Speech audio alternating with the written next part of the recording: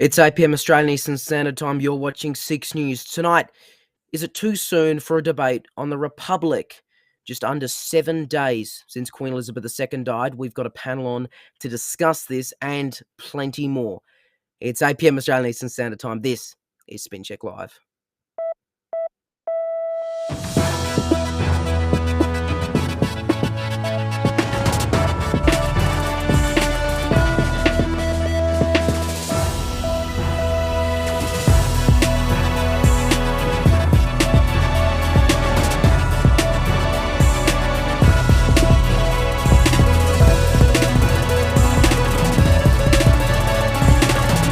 This is SpinCheck Live with Leonardo Puglisi.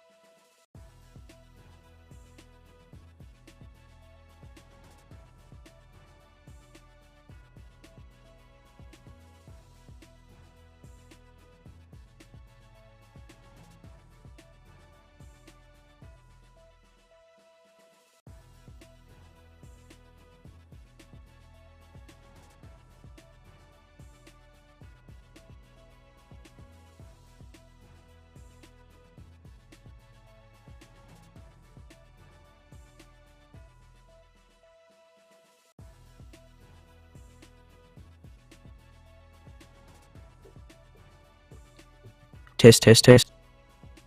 Oh, shit. So, shoot.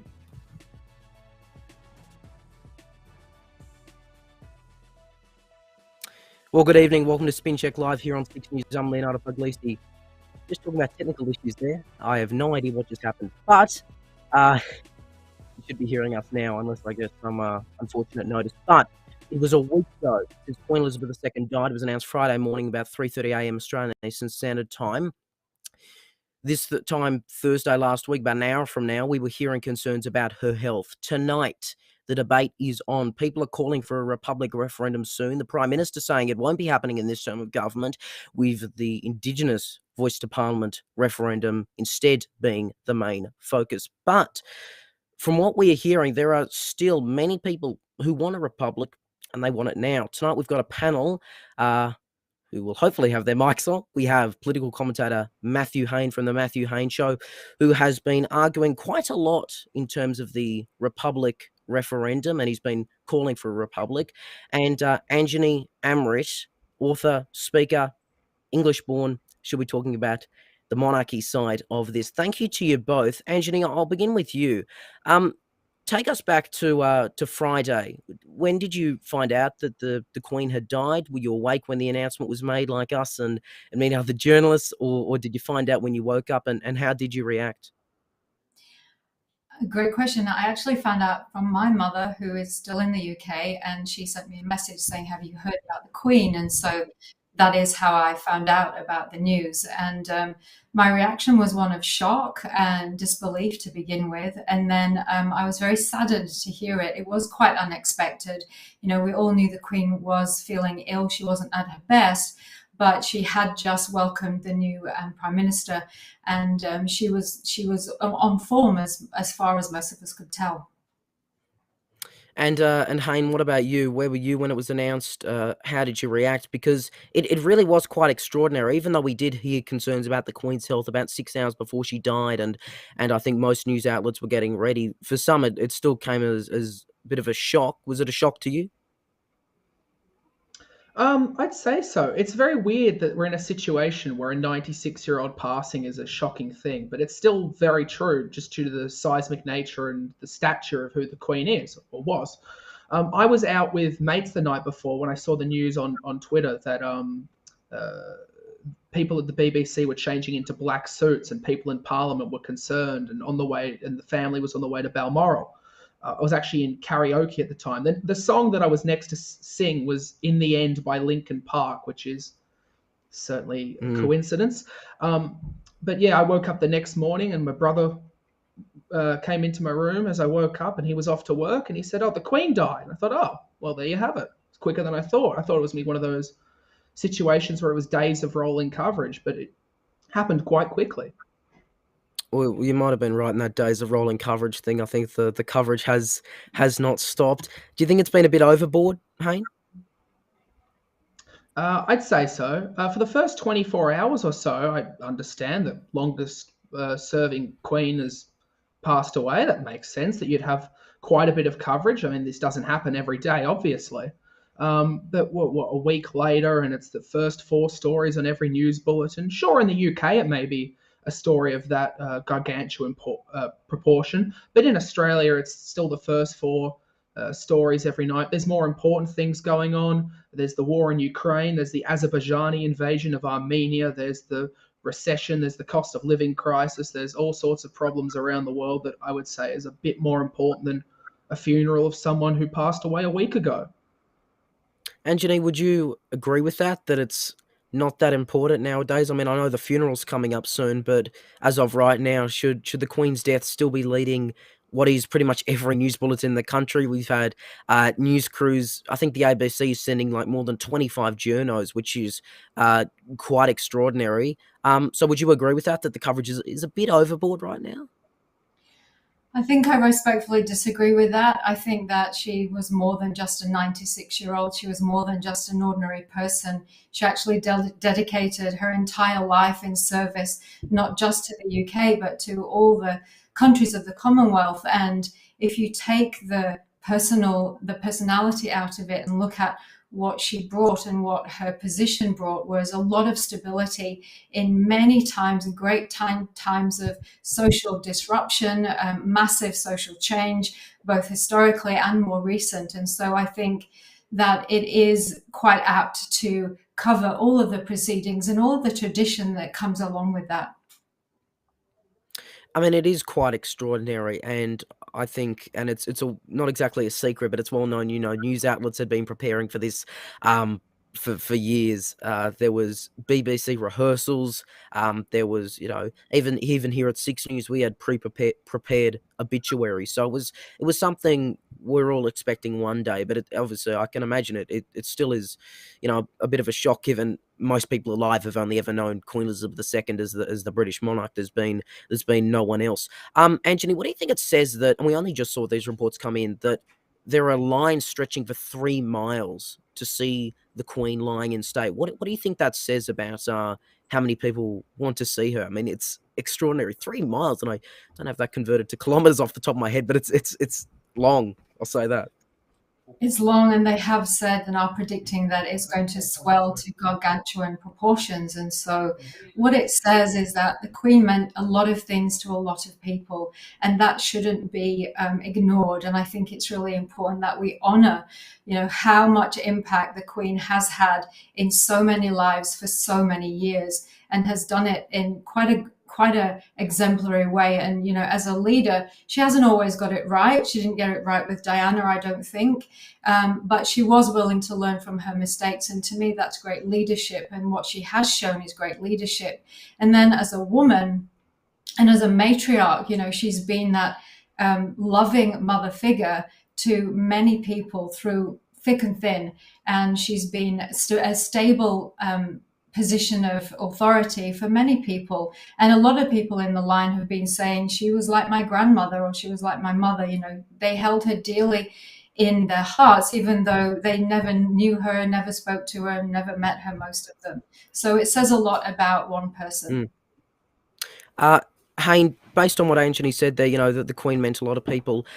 What did the Queen mean to you? Was she a bit like a motherly figure, like a grandmother for you? Even though you're Australian, I don't think you ever met her, but of course she was Queen of Australia. That was her official title, and now we do have a King of Australia. Yeah, I mean, my thoughts of the Queen were always the embodiment of the old British Empire. She was the last remaining monarch from the old era of the British Empire, with dominions and commonwealths and such. That's really the only way I've ever viewed her. Sure, she's been a great way to show stability, and she's probably, with the Pope, the last real famous person in the world who didn't become a brand or their own thing, which is quite nice. But to me, nothing more than a head of state for a country she hasn't visited in 15 years. And honestly, people lining the streets for that long for someone, it gives me the same vibes that when in 2011 when Kim Jong-il died. It's very odd to see people lining the streets for someone that they either didn't meet or who was a hereditary leader of theirs. It's very odd to me. Yeah, I don't know if that's on my end, but your mic seems to be cutting out a bit there. But we did hear you for most of that, Hayne. And Anjani, Kim Jong Il comparisons, because obviously he was most analysts would say a cult like figure when he died back in 2011. I'm not going to get into this whole Kim Jong Il debate. But do you think, as some have criticised and Hayne alluded to there, that it is a bit of a cult like following that she had, that you do have thousands of people lining the streets to see someone that many of them never met? I think it comes down to a generational thing. I think that, any new generation, we think that we don't need the old guard. We think that we can do better. We think that we have all the answers. And I would say that we don't necessarily have all the answers. And perhaps something like the Queen, someone like the Queen, something like the monarchy can teach us something and can inform us of how we might move forward with a better future. And I would say that it's important that we don't throw the baby out with the bathwater, and that we understand that there's a place for the monarchy, and there's a place for tradition, and there's a place for something that has lasted for such a long time. And there's always something that we can learn from that. So whilst I understand that there might not be that relationship, especially for Australians. I was born and raised in the UK, and so it's obviously very different for me. But I think that there are still many things that we can learn from tradition if we look at it in that regard. Do you think, though, because I saw this criticism as well, Anthony, and I'll get to you, Hayne, in just a moment, but the whole concept of kings and queens and a monarch, and people use the terms obedient servants when writing to the king. I think QMP Tim Smith did that, and just because many people just have not known a king. It's almost weird to say that we now have a king in the UK, king of Australia. Do you understand why some people might think it's a bit old-fashioned these days? Yeah, absolutely. And I mean, I think to maintain relevance, the monarchy does have to and will have to evolve. And as with any institution, you look at any institution, institutions are the last bastions of tradition, and they take a longer time to evolve. But that doesn't mean that the monarchy can't and shouldn't evolve. And I think for it to have longevity, it is going to have to evolve. And I think King Charles, as now he's known, is trying his best to do that. And if you look at someone like William and Kate, then they are a much better representation of a modern monarchy. So I would be saying, look towards them to what the modern monarchy might look like. And also to understand that the monarchy's role is to uphold the constitution. And Australia, as a country, has had no civil unrest and no constitutional crisis whatsoever under monarchy rule, under a monarchy, compared to a republic. And so you have to look at the history of that as well, and looking at the role of the monarch in that regard. Hayne, it looks like you're wanting to jump in there. What are your thoughts? We had a constitutional crisis in 1975 when the Queen and the CIA overthrew a democratically elected Prime Minister in Gough Whitlam. So that's absolutely, we had a constitutional crisis under the monarchy, helped by the monarchy and by the Americans. So, yeah. Well, I take what you're saying there, but I do think that if you look at the whole term of the monarchy, that there hasn't been a constitutional crisis to the extent that has led to any kind of crumbling of the constitution in Australia. It has been maintained, it has been upheld, and the monarchy has stayed non-partisan over the course of the Queen's reign. Would you agree with that, Hayne? Because I mean, in fairness, I don't think this country has ever collapsed, even with the 75 constitutional crisis. Oh, that's true. We haven't really had much violent unrest compared to many other countries, especially compared to the other colonial empires that the British stole over the years. Compared to, say, India and Pakistan, we're doing quite nicely. We don't have the same problems from Cape to Cairo or in Malaysia, for example, that occurred there. Unless you, of course, encounter our indigenous people who had their generations stolen and assimilated and such, as a direct result of British colonialism, and as a result, their rights weren't even secured as the owners of the land under terra nullius until the 1990s. So we haven't had violent unrest, but there's been subjugation of our native people that has been rampant until just a few decades ago, and still continues. Can I ask you this? Yeah, can I ask you this, Hayne? Because as we mentioned at the top of the show, I think my mic was on at that point, but nevertheless, that there are a lot of calls for a republic right now. Do you think it is too soon to start talking about it, Hayne? I'll get to you, Anthony, in a moment. But the Queen isn't even buried yet. It's been roughly a week since. Do you think it is too soon, or do you think there is ever a too soon point to start talking about something like this? It's never too soon to ask for an Australian to be the head of state of Australia. And if we've waited out the Queen, the longest reigning Queen, and now she's passed away, and then we do it now out of respect to her, that's fine by me. If she was on her deathbed for a week long straight and everyone knew it, and it was rolling coverage, and Albo came out and said, all right, time to be a republic, that might be a bit much, I think. But we've waited, she's passed. I think a lot of people a few years ago were saying, we'll wait for the Queen and we might wait for the last few Anzacs, and then after that, perhaps. But I think it makes as much sense as ever. I believe in self-determination. Australians should pick the Australian who is the leader of the state of Australia. It seems fairly logical to me. Do you agree with that, Anjani? Or do you think there is ever, or do you think it is too soon to be calling for a republic now? I think it is too soon. I do welcome healthy debate. I do welcome, and I think that there should be this conversation. I do think there's room for the monarchy to be updated, but we do have to look at and consider that if we're talking about a monarchy over a republic, we're talking about a political bias leadership compared to an unbiased, non-partisan figurehead. And so I don't think the two actually can be compared, to be honest. I think that the monarchy represents something that's more like a figurehead, whereas if you under a republican, then you're looking more at one political party having power over a country. And I think there has to be healthy debate around that. And I think that there should be, but I do think that a little more time waiting and respecting the legacy of the Queen is necessary. I just want to wrap this up in a few minutes, but I just want to get to some of our viewer feedback. Bilby says it's been so annoying seeing every story about the Queen's death, and I think a few people might agree there. Benedict says, I don't mind being obedient to the King. Ozguy actually has a question for you, Hayne. He says, let's say Australia became a republic. How much impact would that actually have in First Nations issues?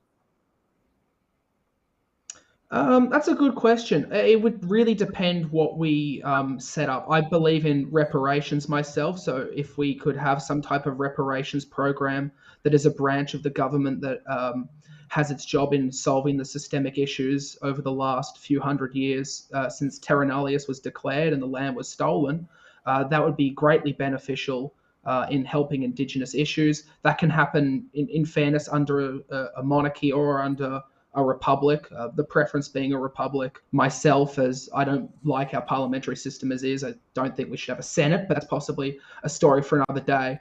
I think it is. Yeah, that could be a whole separate debate here. No? Audio? Yeah, no? yeah. Hang on, you still got me? Yeah. Yeah, Christ. Oh, good. I was worried we were getting into technical difficulty territory there. nevertheless, great to both have you on, Anthony Amarit, Matthew Hain. Thank you very much for coming on the second edition of SpinCheck Live, but our first ever actual panel. Found some common ground here. We've got disagreements, but we really appreciate both of you having your say. Thank you very much for joining us. Thank you for having us. Thank you. Thanks. All right, well, coming up after the break, 6 News contributor Stuart Jeffrey will be joining us live, hopefully technical issue free, but we're going to take you out to the break now with some footage coming in from the UK now as more people pay tribute to the Queen. You're seeing this footage coming in now. I'm Leonardo Puglisi. You're watching SpinCheck Live right here on 6 News. We will be back in just a moment. In a joint podcast that brings together the forces of two independent and unbiased news outlets. Lots of stuff to talk about, Leo, on the other side of the country as usual. Thank you very much, man. Always great to chat. Listen to East plus West. Available now exclusively for Patreon subscribers. Sign up for just $4 a month. Head to patreon.com/6newsau. 6 News, proudly sponsored by Blackmagic Design. Find out more at blackmagicdesign.com.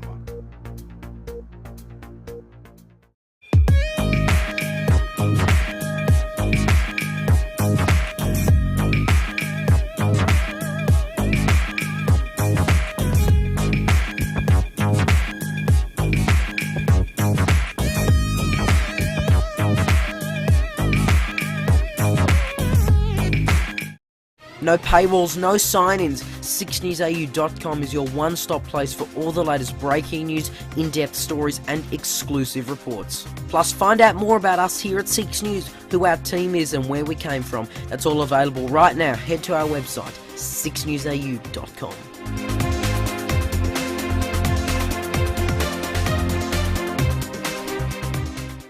When big news breaks, It pains me to announce that I have no option but to resign from the office of Premier. Reimpose stage 3 stay-at-home restrictions effective from midnight tomorrow night. 6 News is there for you. This was a scene of what some are describing as almost a riot, violent confrontations with police and protesters. Bringing you up-to-the-minute coverage that's focused on the facts. I just wrapped up a call with the Trump campaign. The waters have begun receding in southeast Queensland now. The cleanup begins. No matter the time. Welcome to this 6 News major breaking news we have for you. No matter the place. Yes, sorry, I'm at the supermarket right now. You'll always see it first right here on 6 News.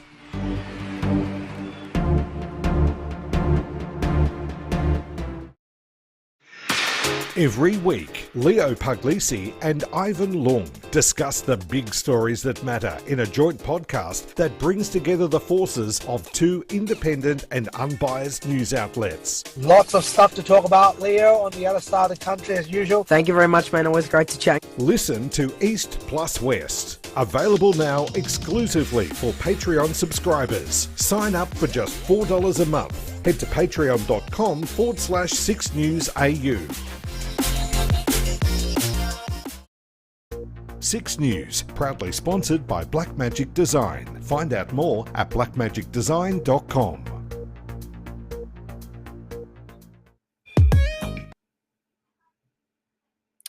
Welcome back. You're still with us here on SpinCheck Live, here on 6 News.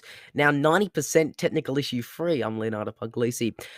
So we've been talking about Queen Elizabeth II's death a lot tonight. Apologies if you've been sick of the coverage there, but of course we've been talking about a republic earlier. I'm bringing Stuart Jeffrey now as a 6 News contributor. He's been writing a bunch of pieces on this on our website right now, sixnewsau.com. You can check that out, as well as the latest edition of Commonwealth Knowledge on a completely unrelated issue, but it was supposed to go out last week. Unfortunately, the Queen died, so that stopped that.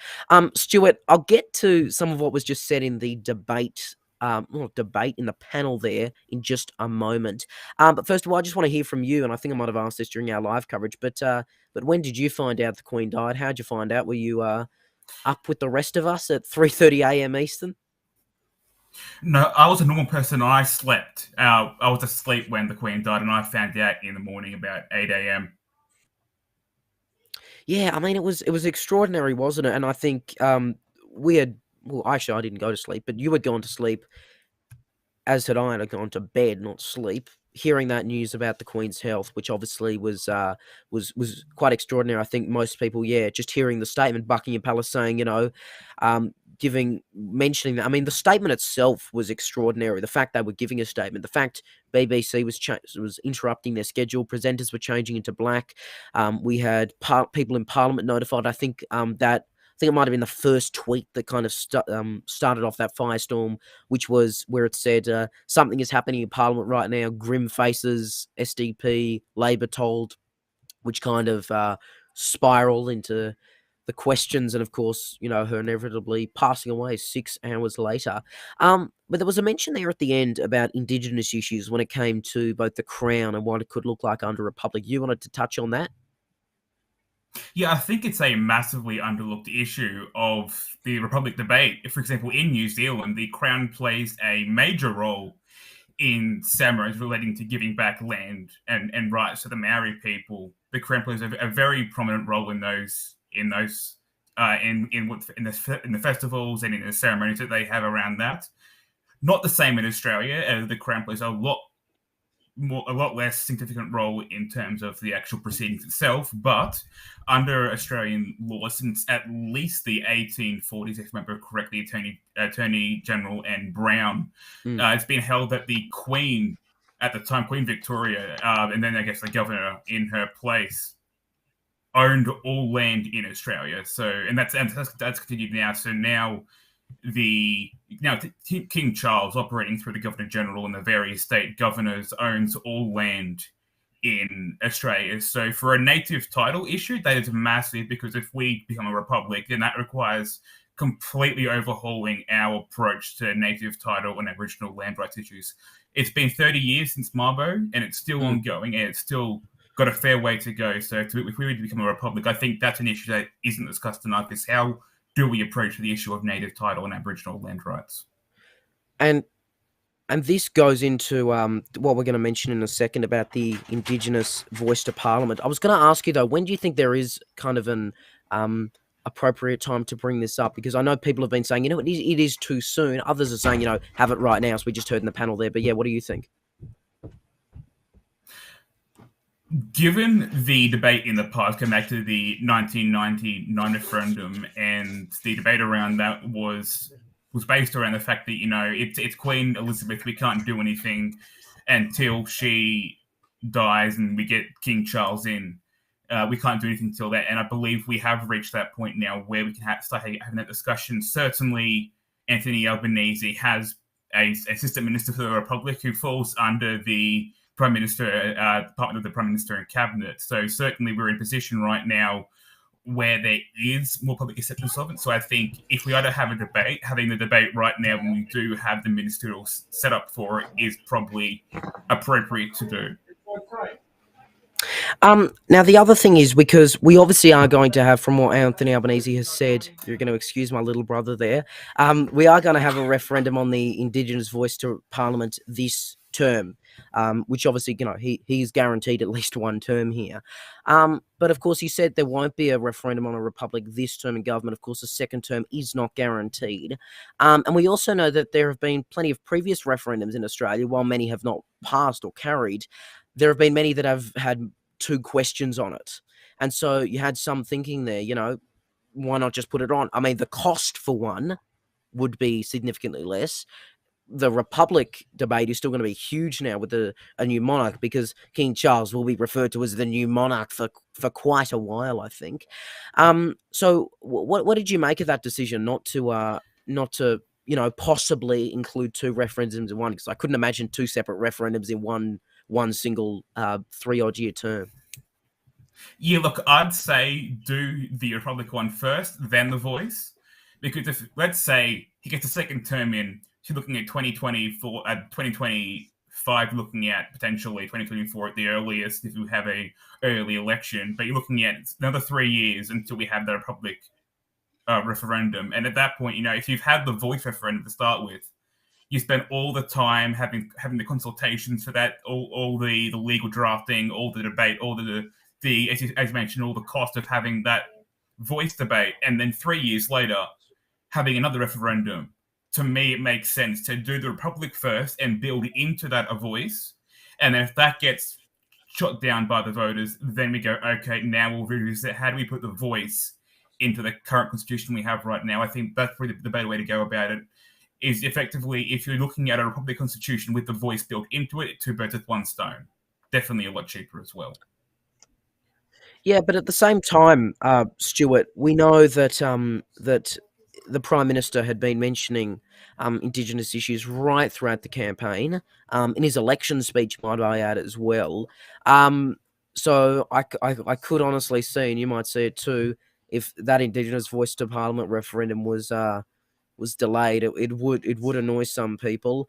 But again, just think about, even just on the cost side, if you just want to go on that issue, and the time side, just two referendums at once could easily, could easily work. Both obviously are around the Constitution as an issue. So yeah. Look, I don't have exact stats and statistics on how many referendums with two questions have passed or anything like that, but nevertheless, it is still really interesting to see happen. Hey, I think the other issue that a lot of people were mentioning, and the other topic I should say, and I mentioned at the start of the program, was that we are seeing lines of about 3 miles, which, from what I've heard, is about 4.2 k's, stretching to see the Queen lying in state. Are you surprised by that? Because as Matthew Hayne there, he compared it to what happened when Kim Jong Il died in North Korea. That kind of cultish following. Look, I wouldn't say it's... I get where he's coming from. I wouldn't say it's a cult in the same sense as Kim Jong-il's death. Definitely a very, very different circumstances, so I definitely wouldn't compare those two. But yes, seeing those lines is understandable. You got to remember that she's not just Queen of Britain. She was Queen of 15 separate colonies. Colonies then became... some of them still only recently got independence during her reign, but 15 separate countries and the UK. So that's a fair few countries. People are going to be upset about her death, plus the international community. So it makes sense to see lines this long for someone who's was a monarch against for 70 years. Yeah, even the people in the United States, who obviously had a not exactly the how do you put it? Not exactly the nicest time with the British in their history. Even they've been mourning, and we know Biden is set to go to that funeral. So even the non British colonies, later Commonwealth countries, have been mourning her. So I think it's extraordinary. I've been reading about it, how this is undertaken. I've been reading The Guardian as we've been on air, and they're saying only a dozen journalists permitted to just bring in pens and notepads are allowed to observe it on a wooden lookout point. I mean, it's, some might use the term old-fashioned here, but in terms of that label, the king, which is, some might also say old-fashioned, do you think we're ever going to get used to saying that? Because I think we've been saying it right throughout tonight, and we're going to be saying it for a while. We always say, the Queen is, not the Queen was. It's just little things like that. Yeah, and you're totally right. We're not going to see a Queen, I want to say, for at least half a century at the very least. You've got, Charles, then Will, then George. That's 3 right there. And also, so I've heard if George has deaths, a child, that changes the order as well. If George has a son, from what I understand, that might change the whole line of succession. Son or daughter. As of, I think, 2013, that doesn't matter. It could be a son or a daughter. I think as long as they're Anglican, if they convert to a different religion, then they're excluded, because you have to be an Anglican. Remember, the monarch is also the head of the Anglican Church, so you can't exactly have a Muslim head of the Anglican Church. That'd be quite a conundrum from a religious standpoint. So definitely, basically, if George has any children, then they're next in line, unless they're of a different, unless they convert to a different religion. But apart from that, we no longer have the requirement of being a male. That was scrapped a while ago, as with Elizabeth and Victoria. But initially, it used to be that if there was no other male heirs, then you had the female heir took the took the throne, but that has, as of recently, completely been scrapped altogether, and they're now on equal footing. Some might have called that the last resort, but no, as you said, that's been scrapped there. Might I add, by the way, from what I understand, Prince Andrew is still in the line to the throne somewhere along the line. Realistically, I don't think he's 7th or 8th, I'm pretty sure. I could be wrong. Oh, I think he was moved down because of Harry's children. But yeah, he's after Harry's children now. But yeah, you're right. Yeah, you're right. Probably 9th, I'd say. I mean, theoretically, you can make up a whole story about how he could, but he's still there. He's still a technical chance. I'll just say that. That might shock some people, given if he gets in, we're going to become a republic no matter what you say. If he gets in, if the whole royal family dies of COVID or whatever, then if he becomes monarch, everyone's leaving the Commonwealth. Everyone's going to be gone. Yeah. Well, I don't think by then Andrew would have many years left. But nevertheless, we're talking in theoretical circumstances here. But look, I think we'll just wrap it up there, Stuart. Really been great to chat, and again, more pieces on the monarchy, of course, the Commonwealth knowledge available sixnewsau.com right now. Stuart, thanks very much. Thank you. And just finally tonight, as we promised last week, every week here on SpinCheck Live, we're going to look at one randomly selected political party from our extremely lengthy A to Z list, which is available right now on our website, sixnewsau.com. We put out a poll with 4 options on our Patreon, patreon.com/sixnewsau. You can sign up, by the way, for just $4 a month and receive exclusive benefits just like that. Randomly selected with the Australian Conservatives, at Coast, probably something like that. I don't remember exactly what it was. The Better Education Committee and the Dignity Party. Well, the Dignity Party was chosen by majority. So the Dignity Party was formed back in 2004 in South Australia. It first ran in the state election there in 2006. Now, it was actually originally called 2 different things. Originally, it was Dignity for Disability and also Dignity for Disabled. They had 1 MP elected for single, I think, 8-year term from 2010 to 2018. That was Kelly Vincent in the upper house there. And it was really interesting because it was also sad because she was actually on second on the Dignity Party ticket back in 2010, but first on the ticket was Paul Collier, the party founder, who actually died before the election. And so he would have been elected, but nevertheless, she got in, and she served till 2018. They ran a bunch of candidates at the 2018 South Australian state election. That's the one the Liberals won, and then only lasted for 1 term. There was obviously the March state election in South Australia this year. But yeah, the Dignity Party was deregistered in November 2019, so they are a no longer existing party, but nevertheless, they lasted pretty long for a minor party with 1 MLC in South Australia. So that was the Dignity Party. We'll have a new poll on our Patreon very soon. sixnewsau.com is our website. Patreon.com/sixnewsau is the link to Patreon. $4 a month, exclusive benefits, a podcast, East Plus West with WAMN News. Really encourage you to subscribe and sign up right now. Cheaper than most newspaper subscriptions, might I add, Netflix subscriptions, whatever. But yeah. That is SpinCheck Live, though, for this evening. Thank you so much for tuning in, bearing with us through a few technical issues at the very start, but seem to be a bit smoother sailing than last week. Thank you very much for leaving your comments in the live chat, too. We'll be continuing to read them out. Of course, you can still leave them on Twitter, #6newsau, or in the comments section, because this video will be available to watch in full on catch-up if you've missed any of it. We'll have more, of course, on our website right now, sixnewsau.com, the latest headlines 24/7 on social media at 6newsau, and, of course, Sunday night, 8 p.m. Australian Eastern Standard Time.